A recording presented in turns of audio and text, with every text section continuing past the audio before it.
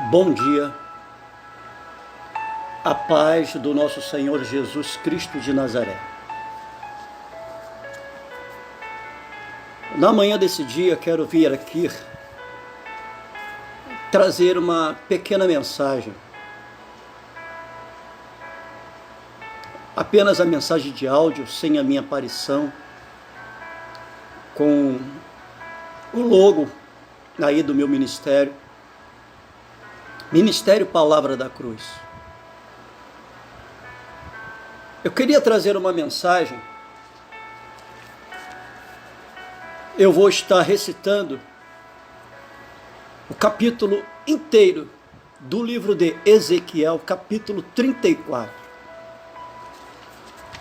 Mas antes, eu queria estar recitando o capítulo 1 do livro do Apocalipse.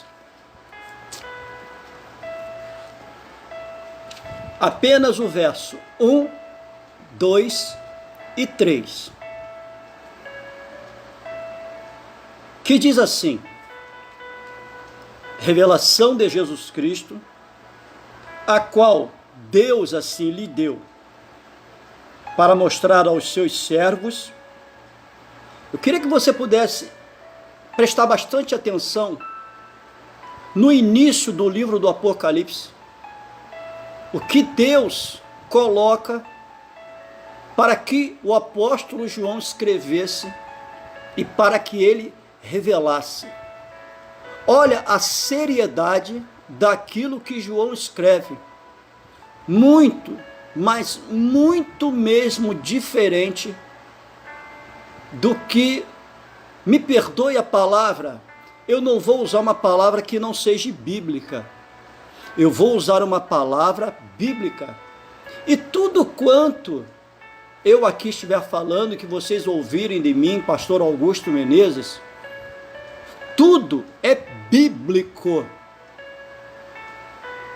Olha a seriedade daquilo que o Senhor usa o apóstolo João para retratar, revelar, muito, mas muito diferente mesmo do que os lobos devoradores, em algumas outras traduções, cães vorazes. Nós encontramos estas falas, estas palavras ditas pelo próprio apóstolo Paulo no livro de Atos dos Apóstolos, no capítulo 20, no verso 29. Então vamos lá, olha o que o Senhor fala para que o apóstolo João escrevesse no capítulo 1, nos 3 primeiros versos, cujo nome é Introdução. Olha só, vamos recomeçar. Revelação de Jesus Cristo, a qual Deus assim lhe deu, para mostrar aos seus servos as coisas que brevemente devem acontecer. O que nós estamos vendo nos nossos dias hoje. E pelo seu anjo, assim as enviou e as notificou a João, seu servo, o qual testificou da palavra de Deus, do testemunho de Jesus Cristo e de tudo o que tens visto. Bem-aventurado aquele que lê, e bem-aventurados os que ouvem as palavras desta profecia e guardam as coisas que nelas estão escritas, porque o tempo está próximo. Quando Deus ele revela este livro para o apóstolo João, e mais tarde, lá na frente, nós que somos a igreja hoje, nós haveríamos de ler, como eu, como você que está me ouvindo, nós viéssemos a priorizar esse livro. Não que nós vamos abrir mão, não que nós venhamos a abrir mão dos outros 65 livros. Apesar que a igreja hoje, como num todo, com raríssimas exceções, elas, né, abrem mão de, quero acreditar, de 90% da palavra de Deus. A igreja hoje, com raríssimas exceções, ela abre mão, ou seja, é como se 90% das escrituras sagradas, ou seja, da Bíblia, não existisse. E elas buscam a expressar, a pregar apenas aquilo que lhes é favorável. Eu tomo como exemplo, já comentei com minha esposa, a missionária Neire, com alguns pastores amigos meus, e até mesmo quando eu estou ministrando a palavra, quando o Senhor me traz à memória essa situação, eu assim as coloco. Vamos dar um exemplo aqui. O livro de Ezequiel, na verdade, ele tem 48 capítulos, se não me falha a memória. São 48 capítulos o livro de Ezequiel. Sim, 48 capítulos. Pelo menos comigo, não sei quanto com os amados irmãos. Mas todas as vezes que eu vejo uma pessoa pregar em cima do livro de Ezequiel, por incrível que pareça, a pessoa sempre diz assim: vamos abrir no livro de Ezequiel, capítulo 37, que fala a respeito do vale dos ossos secos. Olha que o livro de Ezequiel, como retratei aqui, ele tem 48 capítulos. Mas toda vez que alguém prega em cima do livro de Ezequiel, só se manda abrir ou solicita que se abra no livro de Ezequiel, no capítulo 37. Sendo que este livro tem 48 capítulos. O que eu faço então com os outros 47 capítulos? Os outros 47 capítulos não são favoráveis? Principalmente no capítulo 9, que o Senhor diz ali para o profeta Ezequiel, para ele passar a espada a todos, e que comece o julgamento por dentro do santuário, quando ele diz ali para passar a espada nas crianças, nos moços, nos jovens, nos adultos, nas mulheres, nos homens, nos anciões, e que Ezequiel não poupe nem mesmo o gado, e que o julgamento venha começar dentro do seu santuário. Por que que esse mesmo capítulo 9 não tem o mesmo peso ou alegria de se pregar que se tem o capítulo 37? Por quê? É porque o capítulo 37 agrada quem ouve o pregador, já o capítulo 9 não. Um livro que tem 48 capítulos. Por que, em meio a um livro que tem 48 capítulos, toda vez que eu vou pregar em cima do livro que leva o nome de Ezequiel, eu só vou pregar em cima do 37? E não é nem todo o capítulo, apenas alguns versículos, apenas os primeiros versículos. Mas em meio a tudo isso que nós estamos vivendo, em meio a toda essa situação global que nós estamos vivendo, está aí, ó, a um palmo de nossos narizes, aos nossos olhos, às nossas portas, a palavra de Deus, ela se cumprindo, o Senhor ali dando uma ordem ao apóstolo João que ele viesse revelar aquilo que o Senhor o tinha revelado quando o Senhor assim o tomou em espírito, quando o Senhor assim o arrebatou, ali o apóstolo João ali na ilha de Pátmos, o Senhor assim o arrebata, e o Senhor revela tudo o que haveria de estar acontecendo nos dias futuros, pós João. E o que nós temos pregado? O que nós, como sacerdotes, como líderes cristãos, temos pregado? O que você, pastor, tem pregado? O que você, evangelista, missionário, presbítero, bispo,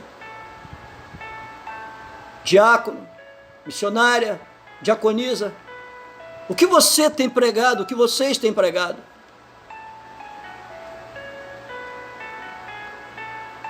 E a maioria das pessoas dizendo que vai melhorar, que tudo isso vai passar, e que vai melhorar, e que Deus ele está alegre, ele está feliz.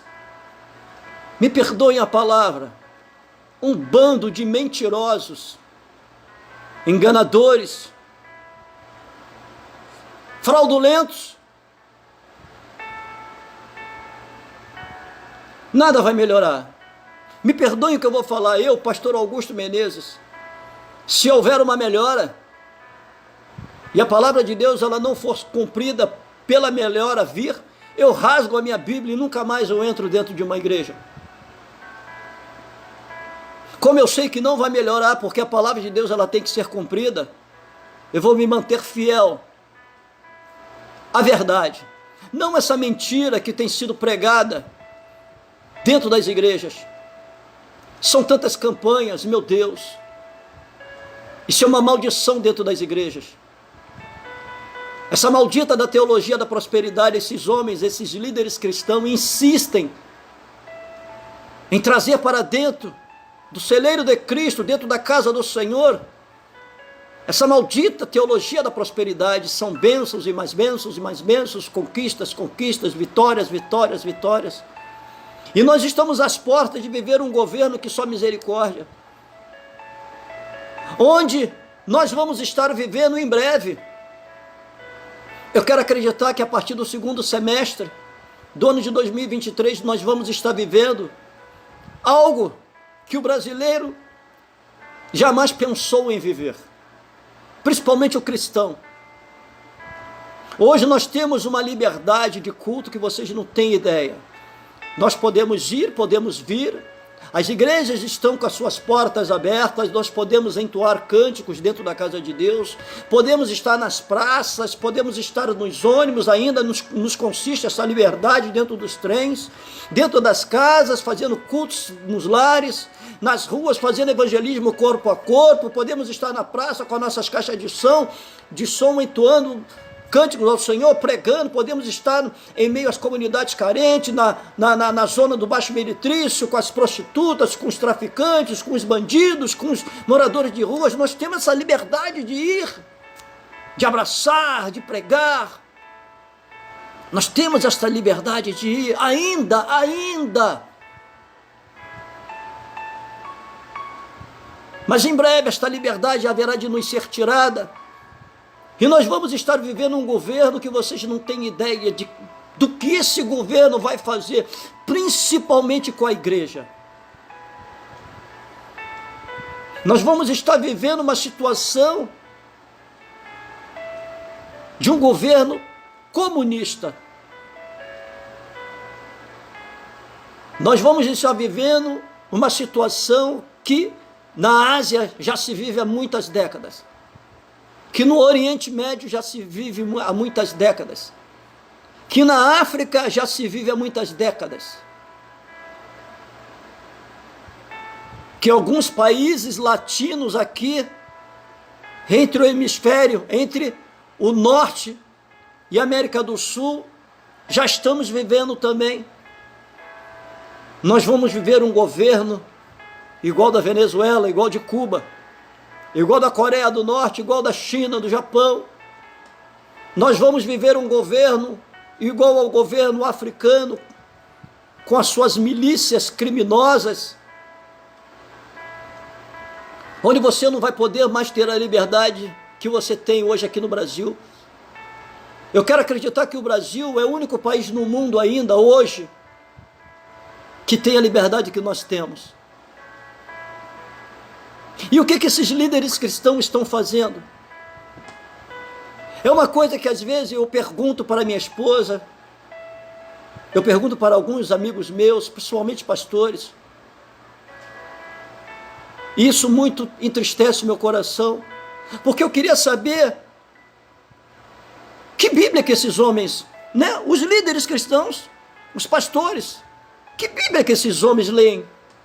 Será que a minha Bíblia é diferente da deles, ou a deles é diferente da minha?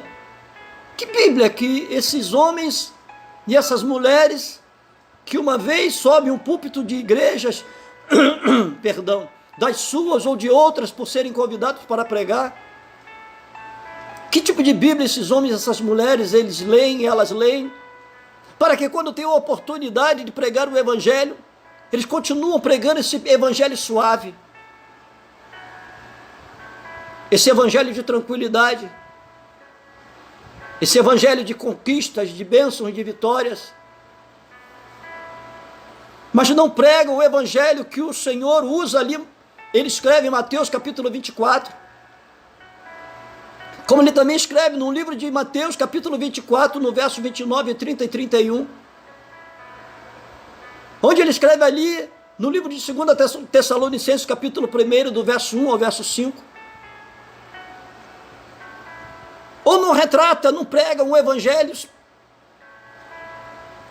trazendo o último livro da Bíblia, o Apocalipse. Por que esses homens não falam a verdade? Por que essas mulheres, esses homens, esses líderes cristãos não preparam aqueles a quem eles estão ouvindo para o caos que está às nossas portas, a perseguição, as dores?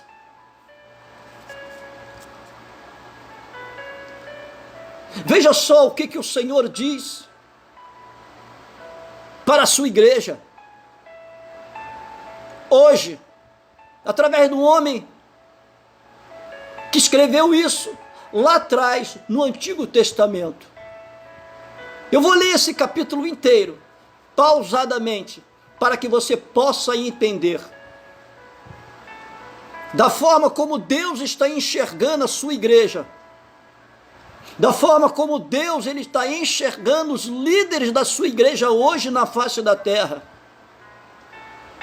e o que ele vai fazer com esses líderes.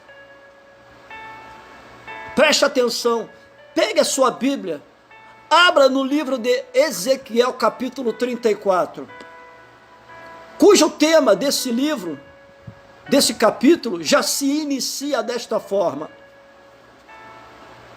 profecia contra os falsos pastores de Israel. Acompanhem comigo. Aleluias. E veio a mim a palavra do Senhor dizendo: filho do homem, profetiza contra os pastores de Israel. Profetiza e dize aos pastores: assim diz o Senhor Jeová: ai dos pastores de Israel, que se apacentam a si mesmos. Não devem os pastores apacentar as ovelhas? Comeis a gorduras e vos vestis da lã, matais o cevado, mas não apacentais as ovelhas. As fracas não fortalecestes, a doente não curaste, a quebrada não ligastes, a desgarrada não tornastes a trazer, e a perdida não buscastes. Mães, dominais sobre elas com rigor e dureza. Assim se espalharam por não haver pastor, e tornaram-se pasto para todas as feras do campo, porquanto se espalharam. As minhas ovelhas andaram desgarradas por todos os montes e por todo o alto outeiro. Sim, as minhas ovelhas andaram espalhadas por toda a face da terra, sem haver quem perguntasse por elas, nem quem assim as buscasse. Portanto, ó pastores, ouvi a palavra do Senhor. Vivo eu, diz o Senhor Jeová, que porquanto as minhas ovelhas foram entregues à rapina, e as minhas ovelhas vieram a servir de pasto a todas as feras do campo, por falta de pastor, e os meus pastores não procuraram as minhas ovelhas, antes, apacentando-os a si mesmos, deixaram de apacentar as minhas ovelhas. Por isso, ó pastores, ouvi a palavra do Senhor. Assim diz o Senhor Jeová: eis que eu estou contra os pastores, das suas mãos demandarei as minhas ovelhas, e eles deixarão de apacentar as ovelhas. Os pastores não se apacentarão mais a si mesmos. Livrarei as minhas ovelhas da sua boca, e não lhes servirão mais de pasto. Porque assim diz o Senhor Jeová: eis que eu mesmo procurarei pelas minhas ovelhas, e assim as buscarei. Como o pastor busca o seu rebanho, no dia em que está no meio das suas ovelhas dispersas, assim buscarei as minhas ovelhas, livrá-las-ei de todos os lugares por onde andam espalhadas, no dia nublado e de escuridão. Tirá-las-ei dos povos, as congregarei dos países, as trarei à sua própria terra, e as apacentarei nos montes de Israel, junto aos rios e em todas as habitações da terra. Em bons pastos, assim as apacentarei, e nos altos montes de Israel será o seu aprisco. Ali se deitarão num bom redil, e pastarão em pastos gordos, nos montes de Israel. Eu mesmo apacentarei as minhas ovelhas, e as farei repousar, assim diz o Senhor Jeová. A perdida buscarei, e a desgarrada tornarei a trazer. A quebrada ligarei, e a enferma fortalecerei. Mas a gorda e a forte destruirei, apacentá-la-ei com juízo. E quanto a vós, ó ovelhas minhas, assim diz o Senhor Jeová: eis que eu julgarei entre ovelhas e ovelhas, entre carneiros e bodes. Acaso não vos basta pastar os bons pastos, senão que pisais o resto de vossos pastos aos vossos pés? E não vos basta beber as águas claras, senão que sujais o resto com os vossos pés? E quanto às minhas ovelhas, elas pastarão o que haveis pisado com os vossos pés, e beberão o que haveis sujado com os vossos pés. Por isso, o Senhor Jeová assim lhes diz: eis que eu mesmo, julgarei entre a ovelha gorda e a ovelha magra. Porquanto, com o lado e com o ombro dais empurrão, e com os vossos chifres escorneais todas as fracas, até que as espalhais para fora. Portanto, livrarei as minhas ovelhas, para que não sirvam mais de rapina, e julgarei entre ovelhas e ovelhas. E suscitarei sobre elas um só pastor, e ele assim as apacentará. O meu servo Davi é que assim as apacentará. Ele lhes servirá de pastor, e eu, o Senhor, lhes serei por Deus, e o meu servo Davi será príncipe no meio delas. Eu, o Senhor, assim o disse. E farei com elas uma aliança de paz, e acabarei com as ofertas, com as feras da terra, e habitarão em segurança no deserto, e dormirão nos bosques. E delas e dos lugares ao redor do meu monte, farei assim uma bênção, farei descer a chuva a seu tempo, chuvas de bênção serão. E as árvores do campo darão o seu fruto, a terra dará sua novidade, estarão seguras na sua terra. Todos saberão que eu sou o Senhor, quando eu quebrar as ataduras do seu jugo, e as livrar da mão dos que serviam delas. E não servirão mais de rapina aos gentios, as feras da terra nunca mais as devorarão, habitarão seguramente, ninguém haverá que as espante. E lhes levantarei uma plantação de renome, e nunca mais serão consumidas. A fome na terra, nem mais levarão sobre si o opróbrio dos gentios. Saberão, porém, que eu, o Senhor, seu Deus, estou e estarei com elas, e que elas são o meu povo, a casa de Israel, diz o Senhor Jeová. Vós, pois, ó ovelhas minhas, ovelhas do meu pasto, homens sous, porém eu sou o vosso Deus, assim diz o Senhor Jeová. É muito sério o que o Senhor fala, porque o Senhor retrata aqui no capítulo 34 do livro de Ezequiel.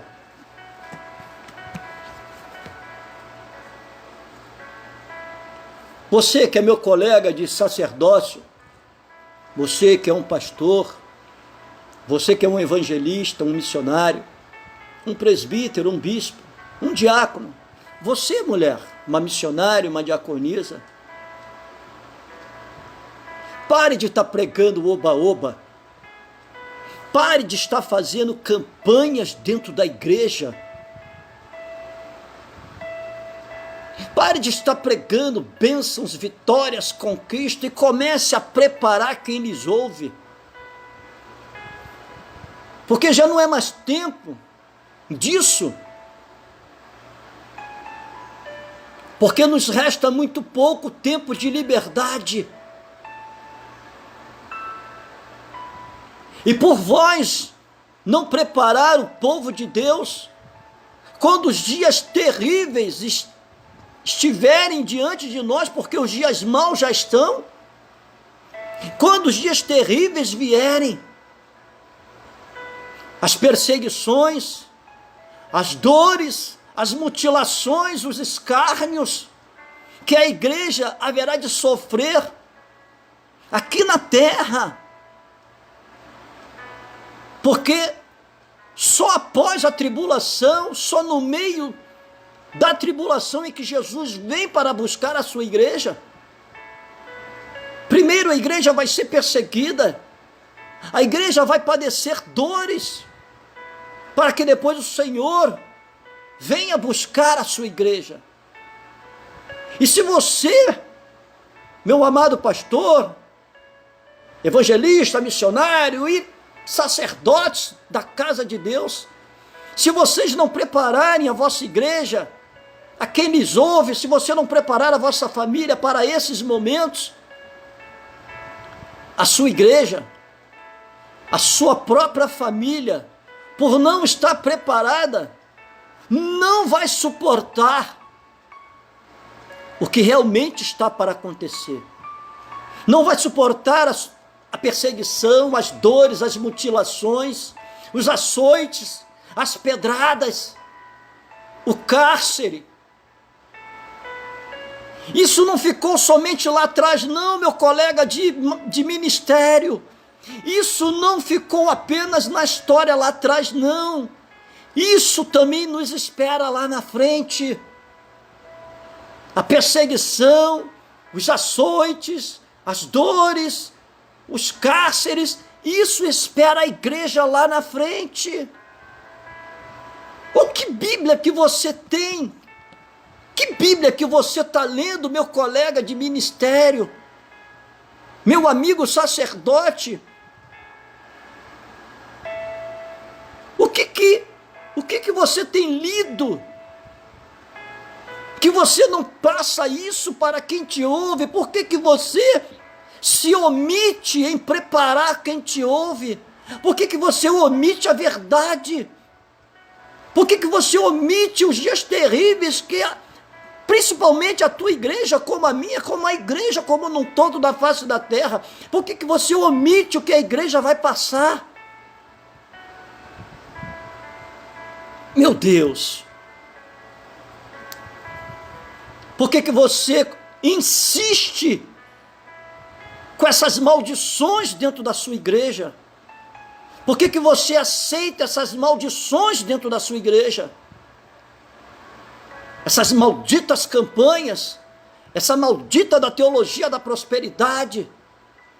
Volto a frisar: bênçãos, conquistas, vitórias, e tantos repleplés e retetés, homens rodando, mulheres dando misericórdia, homens dizendo que Deus está falando alguma coisa, quando o próprio profeta Ezequiel vai dizer que muitos dizem que o Senhor está dizendo alguma coisa, quando na verdade Deus não está dizendo nada. São homens mentirosos, enganadores, fraudulentos,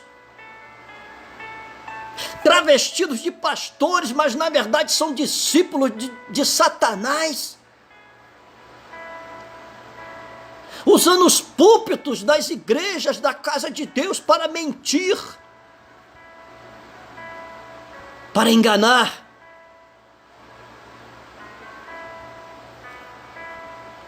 Meu Deus, prepara-te, ó Israel, prepara-te, ó Israel. Halabassubiandanai, Halabassubianturiandanébias. Vocês não têm ideia de como Deus vai cobrar dos líderes. A mão forte e pesada do Senhor vai pesar sobre a liderança da igreja. Nagai, Ocho, Cantanébias, Rieri, Benagantui.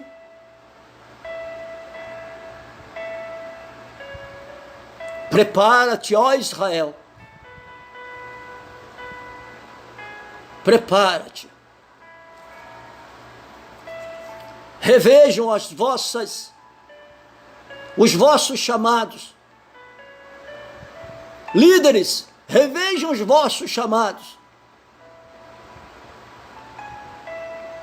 Voltem às primeiras obras. Voltem ao primeiro amor. Não olhem para o vosso umbigo, olhem para a cruz. Não omitem a cruz, não venham omitir a cruz dos cultos da sua igreja, das suas igrejas. Mas que vós, líderes cristãos, venham estar atrás da cruz.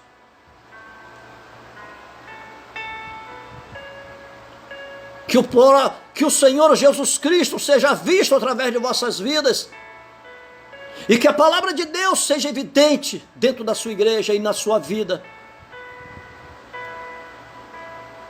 Não busque adoração para si, porque Deus não divide a sua glória com ninguém. Sejais menos do que vós tem sido dentro das suas igrejas, para que o Senhor possa ser muito mais dentro das suas igrejas do que vocês têm permitido que Ele seja.